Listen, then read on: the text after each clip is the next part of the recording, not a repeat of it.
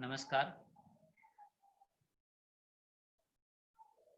UGC HRDC doctor Baba Saheb Ambedkar Marathwada university Aurangabad की ओर से women studies and women empowerment इस ऑनलाइन रिफ्रेशर कोर्स में मैं doctor Ajit Kumar Jadhav roll number 9 seminar प्रदर्शित करता हूँ. मेरा सेमिनार का शीर्षक है गोपाल हरि देशमुख उर्फ लोकहितवादी के राजनीतिक और सामाजिक कार्यों का विश्लेषण.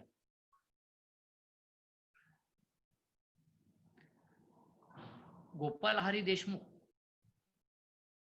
महाराष्ट्र के एक जाने माने सुधारक के रूप में आगे आए थे. 19वीं शताब्दी के प्रारंभ में पेशवा के पतन के साथ महाराष्ट्र में अंग्रेजी शासन का प्रारंभ हुआ. ब्रिटिश शासकों ने यहाँ पश्चिमी शिक्षा प्रणाली की शुरुआत की थी. इस पश्चिमी शिक्षा का प्रचार प्रसार में ईसाई मिशनरियों ने भी महत्वपूर्ण भूमिका निभाई थी. पश्चिमी शिक्षा से आधुनिकता, लोकतंत्र, स्वातंत्र्य जैसे आधुनिक विचारों का यहाँ के सामाजिक जीवन पर काफी प्रभाव पड़ा था. नवसुधारक लोगों ने पिछले कई शताब्दियों से महाराष्ट्र की सामाजिक संरचना को प्रथा, परंपरा, नियति, दैवीय इच्छा शक्ति, अंधविश्वास, दैववाद आदि रूढ़ियों से बाहर निकालने का काम किया. इन सुधारवादी सुधारकों में जगन्नाथ शंकर सेठ, बालशास्त्री जांभेकर, दादोबा पांडुरंग तरखडकर, भाऊ महाजन, गोपाल हरि देशमुख उर्फ लोकहितवादी, बहुदाजी लाड जैसे नाम विशेष रूप से उल्लेखनीय है. इस सुधारकों ने तात्कालीन मौजूदा सामाजिक परिस्थितियों और धर्म का, प्रकृति का चिकित्सा करके आकलन किया और समाज में अपने विचार से समाज को प्रेरित किया. हम इस सेमिनार में लोकहितवादी का परिचय देना चाहते हैं. लोकहितवादी उर्फ गोपाल हरि देशमुख 19वीं सदी के एक समाज सुधारक, इतिहासकार और पत्रकार के रूप में उभरे आए. उनका जन्म पुणे में 18 फरवरी 1823 में हुआ था. उनका मूल गांव जो था रत्नागिरी जिले में पावस था. उनका विवाह वासुदेव अनंत बर्वे की पुत्री गोपिकाबाई से हुआ. उनका शिक्षण पुणे के बुधवारवाड़ा जो एक मराठी स्कूल थी वही हुआ, लेकिन बाद में उन्होंने अंग्रेजी शिक्षण लिया. इसके बारे में, उनका विद्वत्ता के बारे में शिक्षा बोर्ड की सन 1844 की रिपोर्ट में स्कूल के छात्र गोपाल हरि देशमुख के बारे में कहा गया था. One people Gopal Hari Deshmukh has distinguished himself and deserve to have his name handed up to the broad as a good English scholar and worthy of its patronage. इस रिपोर्ट से ऐसा लगता है कि गोपाल राव ने अंग्रेजी का अध्ययन को सराहा गया था. 1844 में दक्षिण के प्रमुख एजेंट के पद पर अनुवादक के रूप में उनको नौकरी मिला. बाद में प्रथम श्रेणी मुंसिफ, उपसहायक आयुक्त, न्यायाधीश ऐसे विभिन्न पदों पर सरकारी सेवा उन्होंने की. गोपाल हरि देशमुख एक राजकीय सामाजिक तत्वचिंतन के रूप में आगे आए थे और लोकहितवादियों के राजनीतिक कार्य का विश्लेषण जो है उन्होंने किया था, जिसमें पेशवा के पतन के बाद अंग्रेजों ने ब्रिटिश शासकों ने उदारवाद, उद्यमशीलता, विज्ञान निष्ठा और ज्ञान विस्तार के महत्व को महसूस करते हुए यहाँ के एक अनुशासित और अच्छी तरह से विनियमित प्रशासन व्यवस्था की स्थापना की। लोकहितवादी मानते थे कि अंग्रेजों से जुड़ाव हमारे समाज के को सुनियंत्रित शिक्षित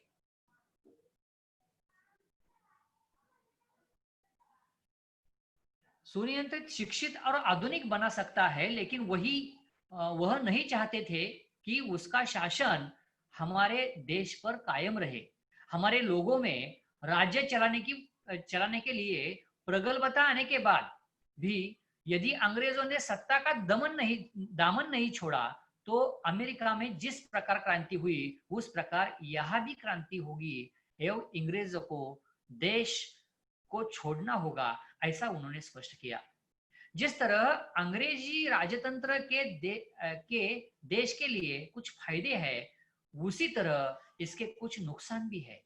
उनकी शोषणकारी आर्थिक नीति का झटका हम पर पड़ेगा। इस देश में कई शताब्दियों तक मुस्लिम शासकों का शासन था, लेकिन उनके द्वारा अर्जित की गई संपत्ति देश के बाहर नहीं गई। इसके विपरीत वे यहाँ बने रहे और स्थानीय समाज में मिश्रित हुए।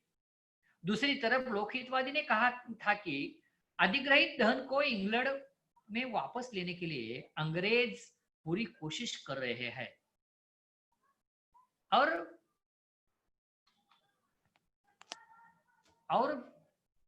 जो दूसरे राजनीतिक विचार उन्होंने व्यक्त किए हैं, उसका जो व्यासपीठ है वो उन्होंने शतपत्र में है।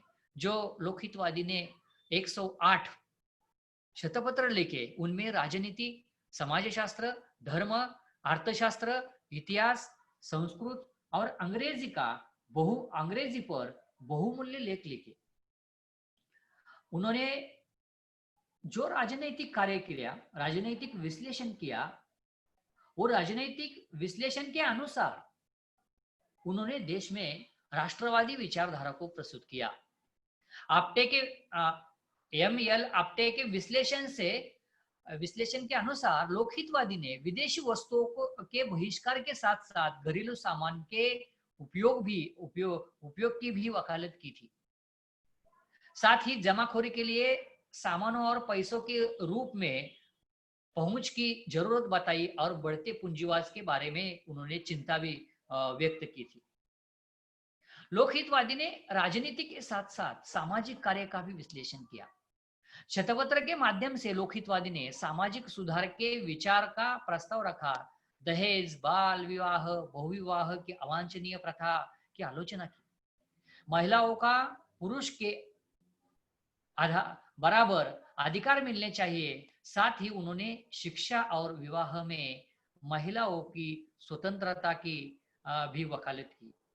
महिलाओं के साथ हो रहे अन्याय के बारे में लोकहितवादी ने शतपत्रों में लिखा है। इसके साथ साथ उन्होंने समाज में पढ़ने की संस्कृति विकसित होना चाहिए, इसलिए पुणे में 1848 में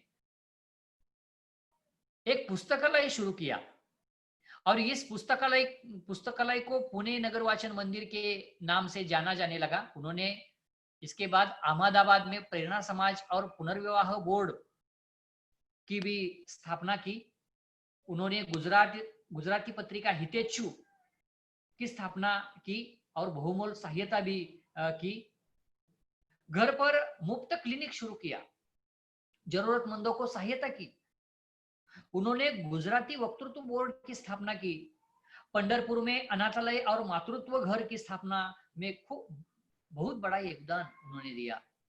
उन्होंने गुजरात और महाराष्ट्र में अपनी पहचान बनाई।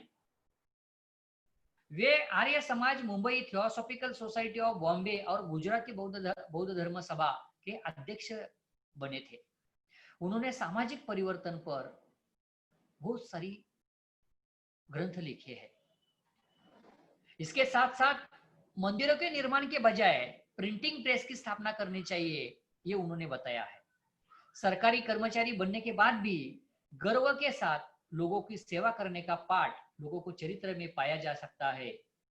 इस कथन से ये ध्यान में आता है कि लोकहितवादी ने समाज और राजनीति को सुधारने का बीड़ा उठाया था और समाज और राजनीति में बदलाव आना चाहिए, ये लोकहितवादी को लगता था।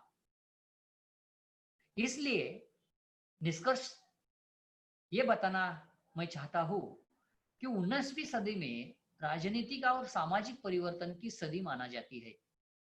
इस सदी में लोकहितवादी और अन्य सुधारकों ने समाज को अज्ञानता, अंधविश्वास, रीति रिवाजों और परंपराओं के बाह्य लाने की कोशिश उन्होंने की। और ऐसा प्रतीत होता है कि अपनी सदियों की लोकालू भाव जो आहे, जो लोगों को द्वारा व्यक्त विचारों की राजनीतिक सामाजिक विचारधारा को सुधार लाया है। अपने लेखन के माध्यम से उन्होंने राजनीति, समाजशास्त्र, धर्म, अर्थशास्त्र, संस्कृत और अंग्रेजी पर प्रकाश डाला, जो बाद में नव समाज गठन के लिए उपयोगी हो गया।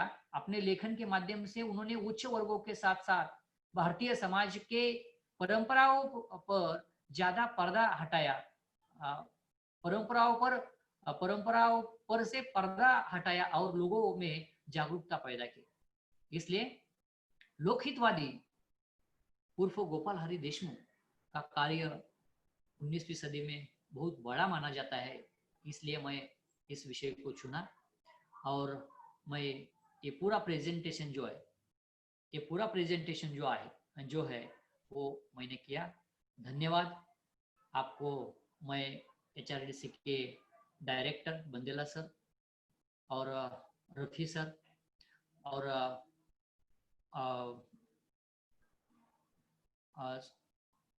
कोऑर्डिनेटर सोनकामले मैडम, उनका मैं धन्यवाद ज्ञापित करता हूँ और इधर रुकता हूँ। धन्यवाद।